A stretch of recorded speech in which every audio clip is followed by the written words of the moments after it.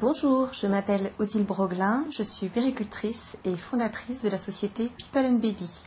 Je vais vous parler aujourd'hui des différents professionnels de la petite enfance qui travaillent en structure petite enfance, type crèche ou halte garderie. Une équipe de structure petite enfance est composée de différentes catégories professionnelles avec des niveaux de formation différents et des diplômes différents.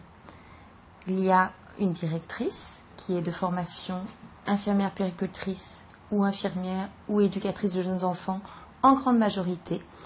Et ensuite, il y a à peu près la moitié de professionnels qui sont dits diplômés, éducatrices de jeunes enfants, auxiliaires de puériculture ou psychomotriciennes, et l'autre moitié de personnes ayant un CAP petite enfance ou un BEP sanitaire et social.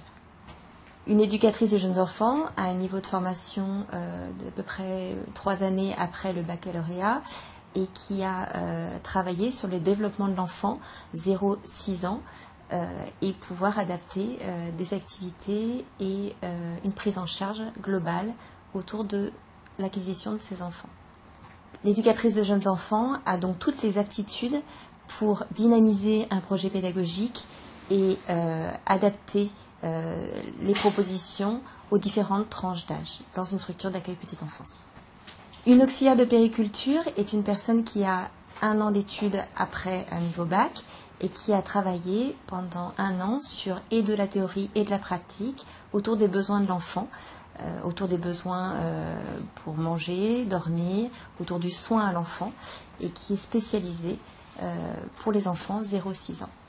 La psychomotricienne est une personne qui a fait des études autour du développement psychomoteur de l'enfant par définition et qui a aujourd'hui une place très importante dans les structures d'accueil petite enfance, notamment pour l'accueil d'enfants handicapés, mais aussi pour travailler dans cette tranche d'âge-là où vraiment la motricité est très très importante autour des activités dédiées.